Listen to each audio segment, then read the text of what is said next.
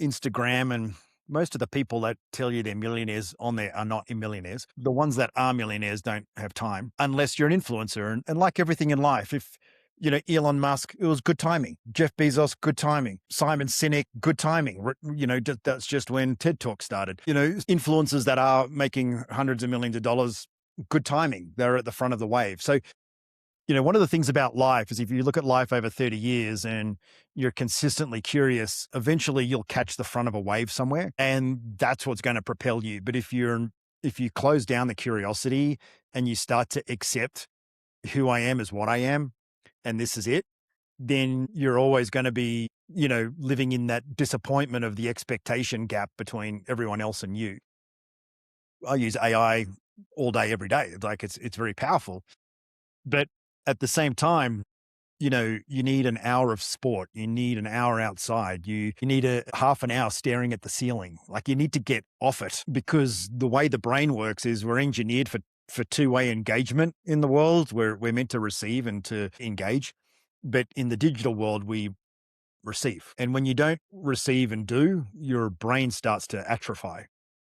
You're not meant to feel good when life is easy. You're meant to feel good at the end of doing hard stuff. Turn this up, turn this up. Your professional development is one of the keys to your career success. When you combine your desire to grow with actionable steps, your journey to success becomes an incredible reality. Hi, I'm Paul Faronbi, aka IncrediPaul, and welcome to IncrediPaul Leadership, where I talk to incredible people doing incredible things to become the most incredible versions of ourselves. First off, if you're only watching this episode, I want you to know you could also listen to it as well. Whether you're listening or watching this episode, thank you so much for your support, and bonus points for doing both. I am so excited to have Christian Boucousis on the show. Hopefully I said that right, aka Boo. He is the CEO of Afterburner and a former fighter pilot who helps leaders build clarity, alignment, and execution under pressure. He is the author of the Amazon bestseller, The Afterburner Advantage, and creator of the Flawless Leadership Framework. So I'm sure we're going to get into all those things, but Boo, how about you introduce yourself the way you would do it? Yeah, thanks, Paul. Gosh, really for me, I'm just blessed to have this opportunity in life that I get to help people, and that I get to do it through a lens that is reflective of my entire life. So my previous history, I was a fighter pilot in Australia for nearly 11 years. And then I was unfortunately discharged with a chronic medical condition, and then had to rebuild myself. And I chose business as the avenue to rebuild myself. And so 20 years now, I started off as a business founder, and now I'm more into turnarounds. And 3 years ago, this unique opportunity came up for me to purchase a company called Afterburner, which uses fighter pilot mindset and methodologies to help leaders and businesses get things done. And I bought this business, and now I live and breathe my life, which is the world of the fighter pilot and the world of business together. And this year's the 30th anniversary of the company. It's the blessing to work with nearly 4,000 businesses over that 30 years. And we've developed nearly 2.5 million leaders. So it's a great journey. We have some really cool things that you can take from the Air Force and really just multiply your impact. I mean, that's the key here. And for me, leadership is really moving into the unknown and making an impact when you get there. Moving to the unknown and making an impact. So I'm sure, like, going back to what you said at the beginning, that you were in the Air Force and then you transitioned into the business life, that was probably an unknown. Talk us through that transition, what it felt like and how you were able to build on it into this successful business. Literally 30, I guess you've owned it for the last 20 years, but it's been around for 30. Yeah. I mean, the way fighter pilots think and work, it's been around since the early 60s, isn't it? It's nearly a 60-year-old tool, nearly 70 years old. And we still use it today. Haven't changed it at all. Yeah, it's interesting. One of the things about being a fighter pilot is you're not recruited because you've got these amazing skills. You're not recruited because you're an academic and you're book smart. You're recruited because you are driven by passion and purpose, and you have a growth mindset. Like, you're infinitely curious. You always want to understand things a little bit more. And I think we're losing that I don't think studies are demonstrating more and more that we're losing those skill sets of curiosity, of problem solving, of asking questions. And we just passively engage with the world through our social feeds, websites. And that kind of reinforces our biases and kind of sticks us in the mud a little bit. But if you're a prolific doom scroller and you're not happy, that's a relationship there. Like, you turn your phone off. I mean, I have social media to market my products. I don't really consume a lot. And I also understand that, you know, with the digital device, because as a fighter pilot, we use a lot of technology, that you need to configure technology that it only notifies you when something's really, really, really, really important, not just to tell you it's your friend that you haven't seen for 25 years wanting to say hello. You know, so I think what we have in the world of fighter pilots is this conditioning, training, and culture that understands human and machines working together. The rest of humanity is just starting to experience it now and understand that, you know, it's, as a fighter pilot, we're not building on your strengths. We're helping you understand your weaknesses. We're exposing all your blind spots as a human being. We're showing you that you have this mental autopilot. And if you don't train it and program it, it's going to take you down a way of who you are rather than accelerate you down a pathway of who you could be. So focusing more on the growth side of things as opposed on like who you were at the Yeah, beginning. it's human nature to want to be something more than you are. I mean, don't get me wrong, you don't have to be Elon Musk, you don't have to be Jeff Bezos. You know, it'd be nice to have that sort of money. But most of us, you know, as human beings, we have this program to want and do more. Like, that's how we propagate as a species, right? It's like primal programming. The challenge is that many of us just give up or we compromise, and we tell ourselves stories that only we hear and only have relevance to us, and they're created by us. And that is the worst way to live your life, is to live in your own head. You've got to find the opportunity to unlock your potential by becoming uncomfortable and having people around you challenge you as well. So it's really interesting, I think, that probably the last 20 years, we're all about focusing on strengths and effort. But there's no point being strong and putting in effort if you have no idea where you're going. And that's the key. You know, another element of being a fighter pilot is you're always target focused, mission focused. Every day is in service to, what do I need to achieve today? And then that becomes a mental program. So as you live life, you're now, everything that happens around you, if you're stressed, if you're busy, if you're frustrated, you're like, well, what am I trying to achieve here? Because clearly I'm not doing the right thing and I need to change what I'm doing. And we have this practice called debriefing. Consider it like reflection with intention, reflection with the idea of moving forward from the reflection. And we don't do reflection as human beings. It's not something we do. We look in the mirror, that's about it. But we don't mentally reflect. So what we do as fighter pilots is we're mission focused.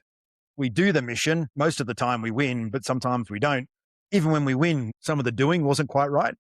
So immediately afterwards, we sit down and say, hey, why is there a gap between what I set out to do and what I achieved? And this is a great opportunity for me to learn. But when we're kids, school kind of provides that environment. College kind of provides the environment. You know, you've got grades, you've got levels of achievement. You move into business, they start to become a little less vague. But in our own personal lives, and I think personal leadership is the most important. I'm going to go back to that statement. Leadership is moving into the unknown. That's what leading is. There's nothing there. So the first place we start is, how do I lead myself to my destination? And then how do I find myself around people and an environment that kind of wants to go the same way? And as a fighter pilot, flying the airplane's great, but you want to be part of that culture, right? You want to be part of that team. You want to, it's like NFL or NBA. You want to be in that environment. And that is really important for a leader. It was very clear to me that I wanted to be a fighter pilot. That was the destination. And it took me 22 years. I started when I was 5. But just about every day on that 17-year journey had something to do with me fulfilling that goal. I dropped out of college. I worked 7 days a week to pay for flight hours so I could fly as a civilian and learn to fly, because I knew that, well, if I could fly, that's going to be useful as a fighter pilot. There wasn't really anything I ever did in life that wasn't in service to achieving that dream. Mm. just having the clarity and that direction. And I really like what you talked about the environment that you're in as well, being around the like-minded people, because we don't talk about that enough about having the right environment, and even whether it's environment, culture, like your surroundings, all these different synonyms to say the same things, because you can have something that you want to do, but if your environment is not conducive to it, it can be suffocating to you and not actually help you achieve it. Or, and in other cases, it might just be it doesn't motivate you. It just might just exist. So I guess what are some things you work on or tell people who are trying to get into the right environment? So what are some things they should be mindful of? Well, you said the word yourself. You said that word exist, and that is not how you want to live. You don't want to just exist. The opposite of existing is awareness. So you want to create awareness. Now, you can't be aware of anything unless you know where you're going. You can't be aware that there's a creek 3 miles away from here unless I'm going somewhere where I'm going to cross that creek. So what we typically do, and definitely see this as generations get younger and younger, and I've got a 20-year-old, 17-year-old, and 4-year-old kids, and it just becomes almost like, well, let's just see what happens. I can't really make up my mind. And look, part of being, not everyone's driven and not everyone has a goal, but you still need to layer something in there. It's like start with food, shelter, water, and fire. I mean, you need those. So there's two options. You can either live in mum and dad's house and get all that, or do it yourself. To do it yourself and have the independence, you got to get a job. To make a job a bit more interesting, try and do something that you kind of are interested in. Like it's not hard to build the initial stepping stones. And then don't worry about what your purpose in life is, because that's not your job. That's the universe's job. Just be good at everything that you try, and try lots of things, and eventually you'll kind of figure it out. Like I'm a business owner, CEO. I think that wasn't the plan when I was 19 years of age. And that wasn't my purpose, but I moved into it because I had to do something. I lost my job. I had to go, so I flew to Afghanistan. I lived in Kabul. I built a humanitarian projects business, and that wasn't the plan. That's just what I had to do to support a wife and a small child. It's, sometimes just having to do something is enough of that's a good purpose. Let all the, life is long. So when you're 20, 30 years old, you're still just getting started. Like mid-30s onwards is where you can really hit your straps. So, a lot of people are like, oh, if I want to get a job and be a partner at a law firm, I need to start when I'm out of college, and I need to start as a graduate and work my way up. And if I show that I jump around too much, it shows that I don't have a commitment, and it's like, well, yeah, but that's a story that people tell. And that's the story, which is the amount of effort I need to put in is what's more important. But the reality is there's plenty of people I know that started a law career at the age of 40. And they lived a whole life before that. You tell these stories to yourself, and they create misery for you, because it's just a story. There's barely any reality in the world. So the stories you tell yourself, make them up. Yeah. I'm a rock star. I'm going to be awesome. This is what I'm going to be. And then introduce this word yet into your vocabulary, which is, this is what I want to be. I'm just not there yet. This is what I want to do, but I can't do it yet. And when you start saying yet, you give yourself the opportunity to create a pathway and a journey to finally get there. Like nothing. I joined the Air Force when I was 19. I mowed lawns and flew little bug smashing airplanes. And then at 22, I'm flying a 20-ton machine around at 1,000 miles an hour, which has bombs and weapons on it. Like if I can do that, anyone can do that. It just requires having the dream and having a destination and staying focused. Yeah, having that destination, staying focused, and just the inner belief that you can do it. Because I think a lot of times, and I'm glad that you said that people go to law school or become lawyers at 40. And a lot of times, because a lot of the people who listen to this podcast are Gen Z, they're younger. And social media has not helped with, we see a lot of people who are millionaires, sometimes billionaires in their days, and that's a very infinitesimal small part of the population. And then people who are just coming out of college or in their teens are thinking that they're behind and not realizing that you're not behind. Like, you're still trying to figure out all the stuff that you're meant to do, you want to do. And even what you talked about, like what you do just to support your family versus like your purpose, it doesn't always have to be the same thing. At some point it can merge, but you can do two different things as well. I think that's Yeah, and I think important. also it's, with Instagram and most of the people that tell you they're millionaires on there are not millionaires. The ones that are millionaires don't have time unless you're an influencer. And like everything in life, if, Elon Musk, it was good timing. Jeff Bezos, good timing. Simon Sinek, good timing. That's just when TED Talk started. Influencers that are making hundreds of millions of dollars, good timing. They're at the front of the wave. So, one of the things about life is if you look at life over 30 years and you're consistently curious, eventually you'll catch the front of a wave somewhere, and that's what's going to propel you. But if you close down the curiosity and you start to accept who I am is what I am, and this is it, then you're always going to be, living in that disappointment of the expectation gap between everyone else and you. Comparison is the thief of joy. And also, I think with the digital world, and what we've created in this immediate expectation of a return. So if I order Uber Eats, it needs to be here in 20 minutes. If I get an Uber, it needs to be here in 5. We've applied that to success in our lives. It's like, if I want to be a lawyer, I should be a lawyer now. But we've lost, and there's great studies on this, that boredom helps you understand time better. And when you're busy all the time, you start to lose the idea of how time works. It's just all now. There is no future. And that's obviously the more digitally engaged you are, the more that happens. So don't get me wrong, technology is super useful. I use AI all day, every day. Like it's very powerful. Mhm. But at the same time, you need an hour of sport. You need an hour outside. You need a half an hour staring at the ceiling. Like, you need to get off it, because the way the brain works is we're engineered for two-way engagement in the world. We're meant to receive and to engage. But in the digital world, we receive. And when you don't receive and do, your brain starts to atrophy. You become like Homer Simpson. You just get dumber and dumber and dumber. Yeah.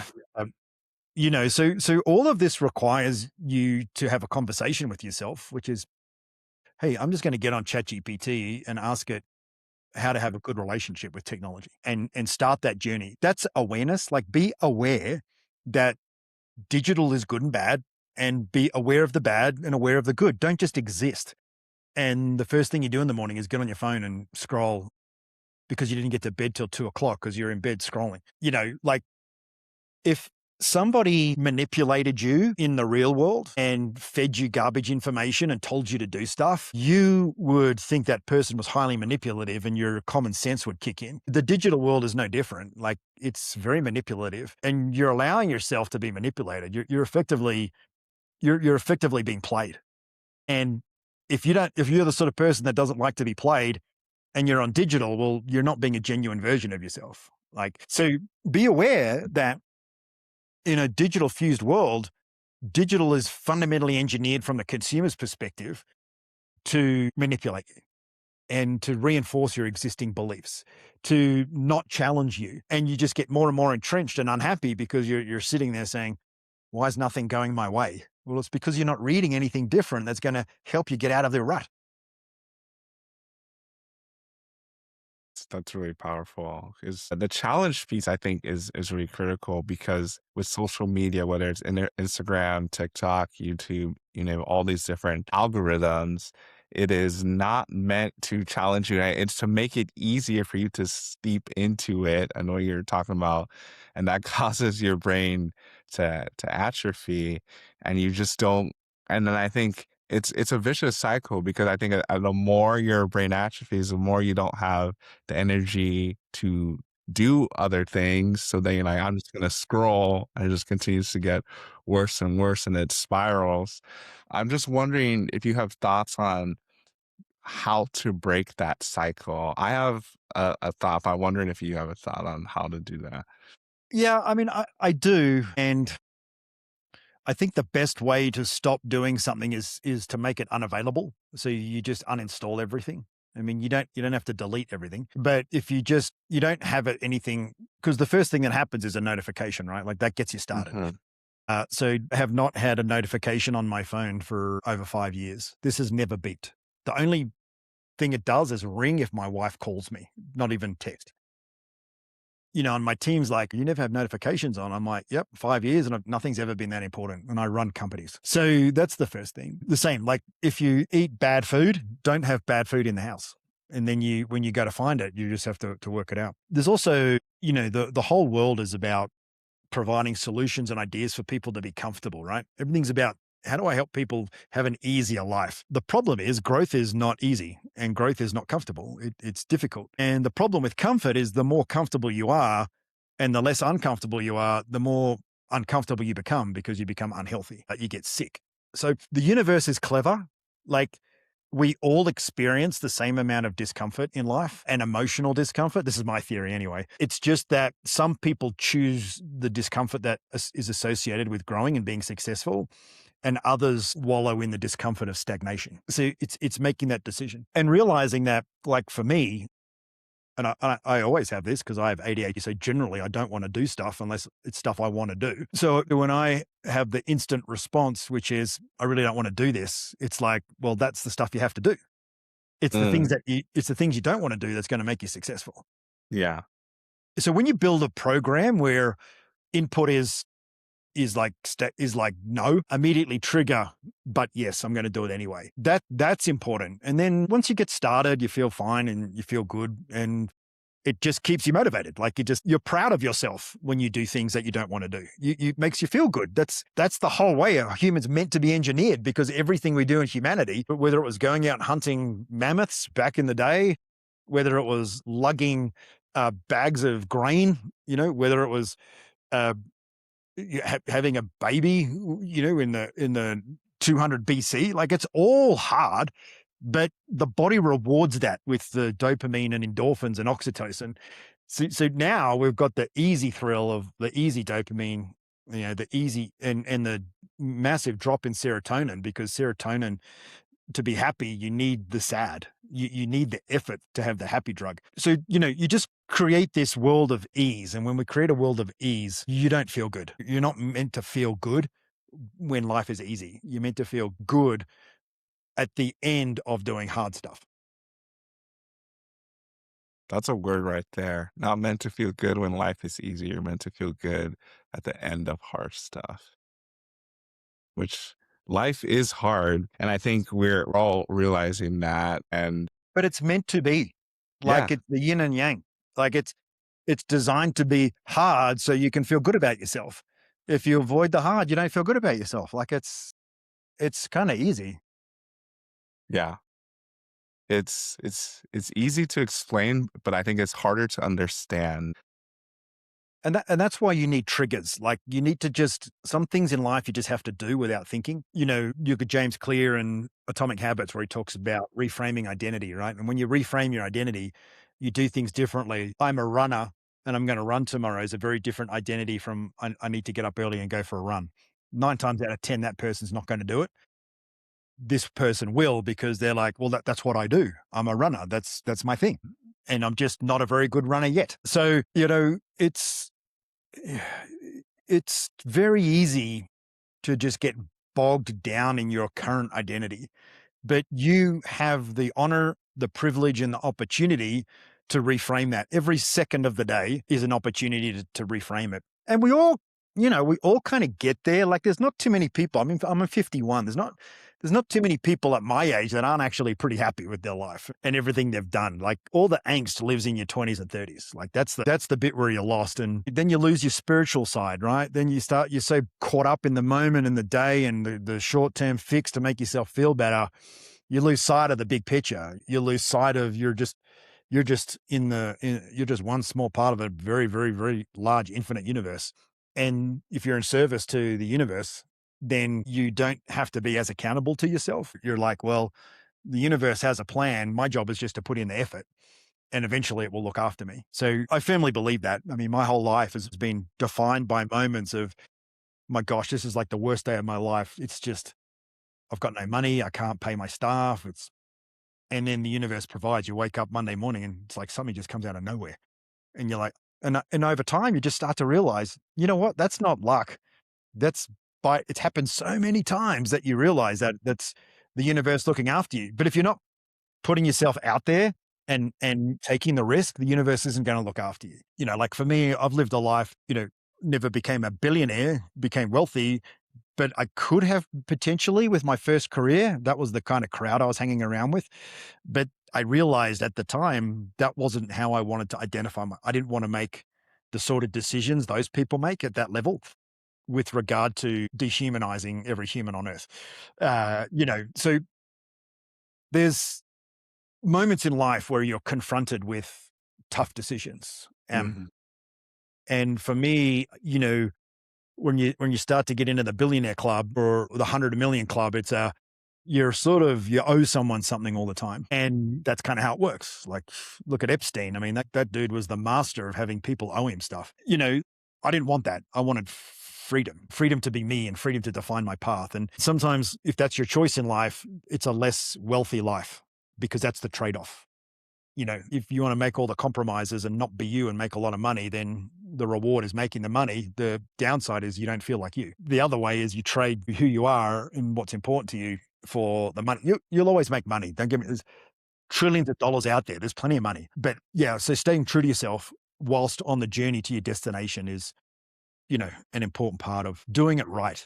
I think you can be successful and be an asshole. I think it's much harder to be successful and be a good human at the same time.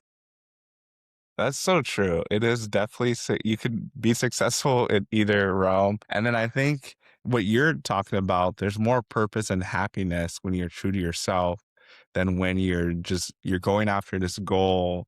And people who make a lot of money, especially celebrities, talk about it all the time that they make all this money and then they're unhappy. But I think for whatever reason, like younger people, and I thought this for a long time as well. I was like, well, maybe like if I get to that point, it's going to be different. But then I realized like it's not. It's a common theme that the money is not what makes you happy. Like money is an amplifier of who you already are. It's a tool. Like if you're unhappy, money can buy you things that'll make you happy, but it's not going to provide sustained happiness because you're always going to have to buy something and do something. It's the external versus internal happiness. Yeah. And I think it's important to frame money as wealth. Money is something that you spend. Wealth is something that you create. And there's nothing wrong with being wealthy, but wanting money is wrong because money is just the churn. Wealth is the accumulation of an asset and capital. These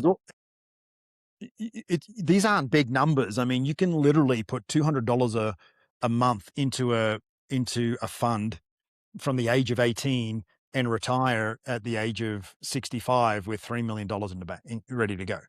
It's not a lot of money, but instead you want to feed the dopamine beast and spend $200 a month on coffee, $200 a month on avocados, $200 a month on alcohol, $200 a month on a lease of a car when you could have just got a cheaper car. So, that I think is as well, rich dad, poor dad stuff. It's also when you're younger is to really dial in that wealth is a big part of my journey. I have to create wealth along the way. And wealth takes time. And just the earlier you start, the wealthier you're going to be. Because on that journey to $3 million, you'll get halfway there in your 40s and you've got $1.5 million and you're earning some real money and it can be worth $7 million. And the goal is not to have all the money when you're dead. That's not the point. But remember, there's another generation behind you and another generation behind you. So our goal is to always kind of keep generating wealth. And I think a lot of people. I love Dave Ramsey, and when he sees girls walking across the street with a $4,000 handbag, he's like, that's a $30,000 handbag because you could have put that money in a term deposit and that's what it'd be worth. So and when we talk about that self leadership is is wealthy in everything, wealthy in relationships, wealthy in capital, wealthy in purposeful work. And all of that requires investment and commitment. Yeah, investment and commitment. And I like how you said wealthy in a variety of ways and the distinguishing wealth versus the money and pursuing money, not really what we want to do, but having that wealth, especially in relationships. I think that is something that we're seeing more and more, that even though we have technology and we're technically the most connected we have ever been in the history of the world, we are the most disconnected at the same time because we are not engaging in the relationships. There's a lot of the stuff like you mentioned, like with Instagram or different things, is that we are receiving so much things from the algorithm or what we're scrolling on, but we're not engaging with people actively. It seems more transactional. Yeah, and that's what it is. I mean, you're connected the same way a cable is connected to the wall. That's the type of connection. It's meaningless. And you're plugged into so many things that you lose the ability to, like, people are genuinely awkward around people, like Yeah. people don't know how to start a conversation. They don't know how to look at you in the eye as you walk down the street and say hello.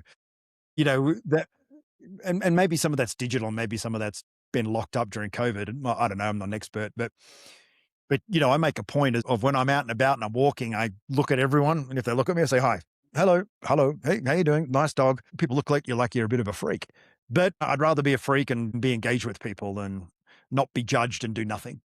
That's really important. It's just being more intentional about engaging in relationships because this kind of goes back to something that you mentioned, like even with when I asked a question about how you break the cycle of the dopamine hit from social media and just unplugging from it. I think that's really critical to take breaks from it or just to use it as a tool and not as your end all be all for Is your life.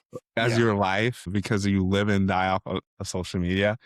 But for me, what I try and do as much as possible is to use those digital connections to lead to in-person connections as opposed to having those connections live online only. And so I think being more intentional, I think some of that stuff is coming back. And I think because people are tired of just only engaging virtually and they're craving that because it's human nature. We need it and it's been lacking. And so I think more of that has been coming back.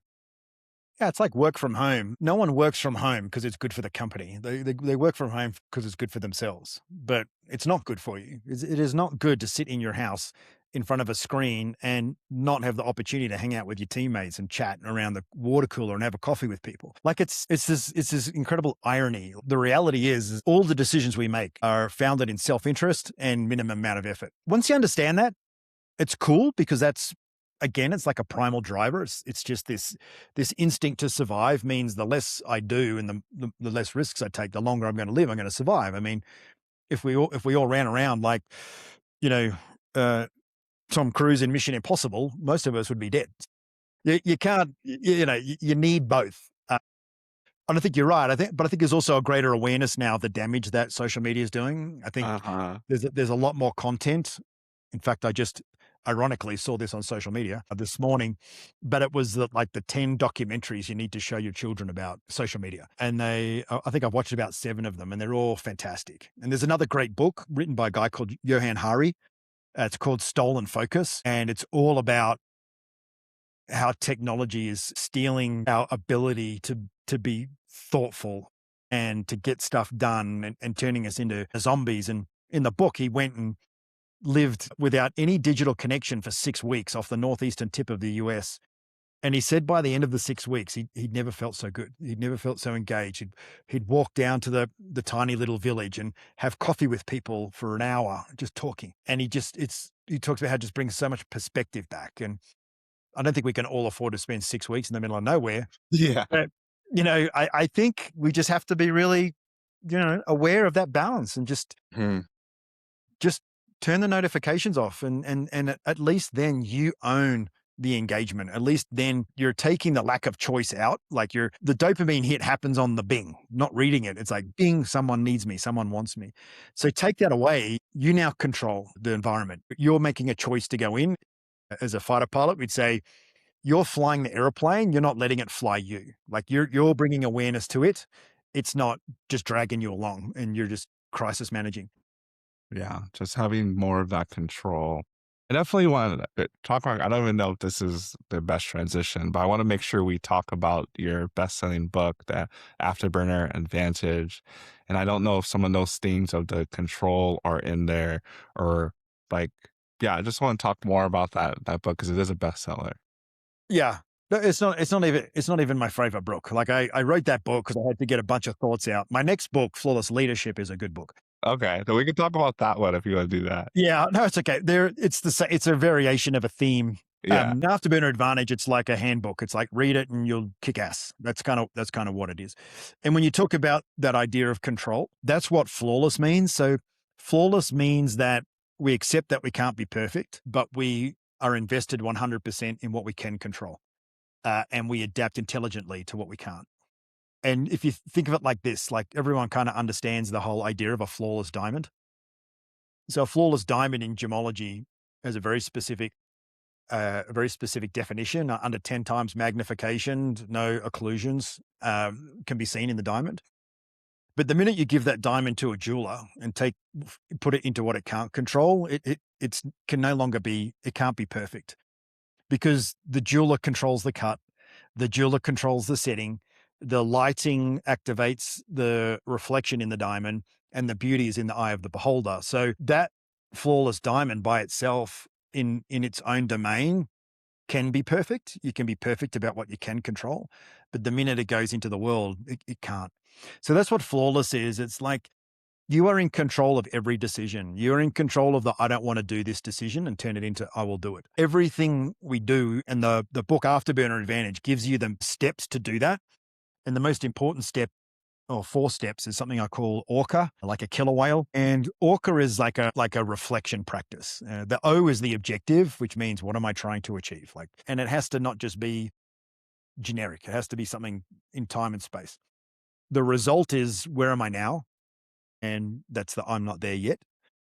Then there's a gap between the two. So I want to be a fighter pilot. I'm not there yet. Why am I not there yet? I'm 12. Okay, well, there's not much I can do about that. But what can a 12-year-old do? Well, a 12-year-old can go to air shows. A 12-year-old can call the squadrons and ask to come out and have a look. A 12-year-old can read books on aeroplanes. A 12-year-old can go out to the local airport and beg, borrow, and get on airplanes and sit in the back seat. So that's what I did. I was just a pest. And it was all deposits in the wealth bank to ultimately become a fighter pilot. So that whole methodology, which is institutionalized in fighter pilots, we do it every single day.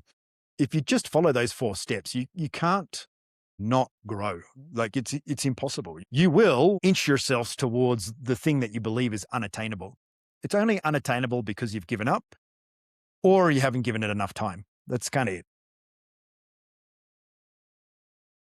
Either you're giving up, haven't given enough time. So if you haven't reached it yet, just don't give up. That's what you're saying. The only time you don't get there is the day you say I quit. That's good. That's really good. Well, we're going for a little while. I feel like we could go longer, but I want to make sure, is there anything that we haven't talked about, either with your story, with your leadership framework, or with the ORCA framework? I think that is that leadership framework. Do you want to dive deeper? Yeah, look, I think, it's easy to tell someone that they can be any version of themselves. Where it falls down is them believing that. Belief is important. So if you look at a belief sits between a behavior and a bias. So a bias is a piece of coding. So if you think your dad didn't like you when you're a kid, you're going to be biased about people liking you. If your mum was very cuddly and very sweet with you, you're going to be biased towards being more affectionate. It's like a program, right? It's the unconscious consumption of information, the 11 million synapses per second that we have, of which 40 we control.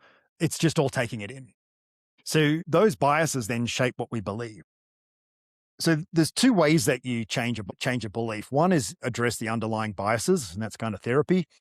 The other is change your habits and try new things, little things. And if you believe you can't surf, but you spend 3 weeks learning how to surf, you'll start to believe I can surf. Then maybe I'll believe I can be a great surfer. Well, that's a totally different one. But, and what makes me really sad and what I love about what I do is part of what I do is I speak at colleges. And I talk to kids about my life and about achieving their potential and my journey to be a fighter pilot. And they come down and they said, you know what? I always wanted to be a fighter pilot, but I just didn't think I could be. I thought it would be too hard. And that, I just broke that belief just because I was a fighter pilot and it was hard, but I couldn't even get through 12th grade barely. And I did it, so it's, it's through mimicking and observation of people who aren't on Instagram. You use a role model. Your coach of your football team is enough of a role model to start modeling yourself on, right? And understand that everything you do from going from 8th grade to 9th grade, you've already demonstrated growth. It's just happening to you by accident.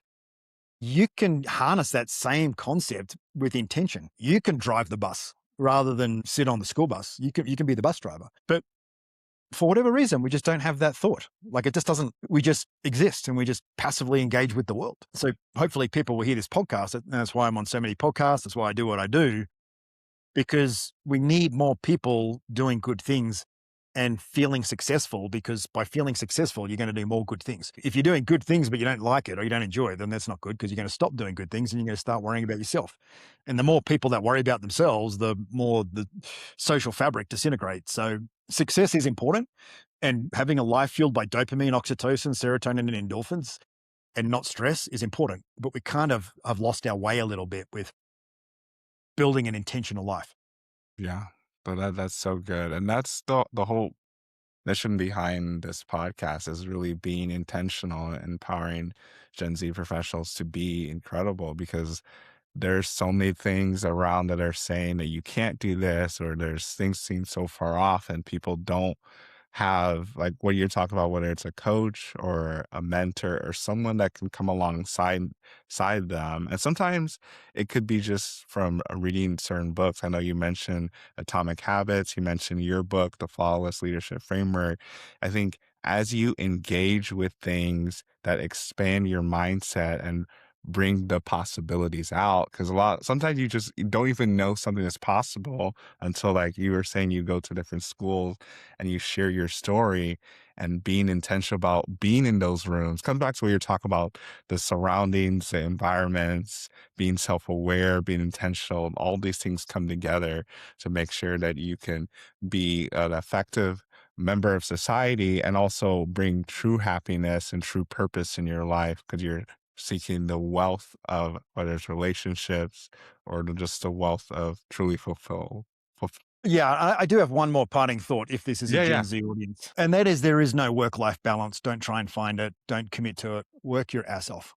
Work-life balance just means you want an easy life. It's just another way. That's what you're really saying, is I don't want my life to be too difficult.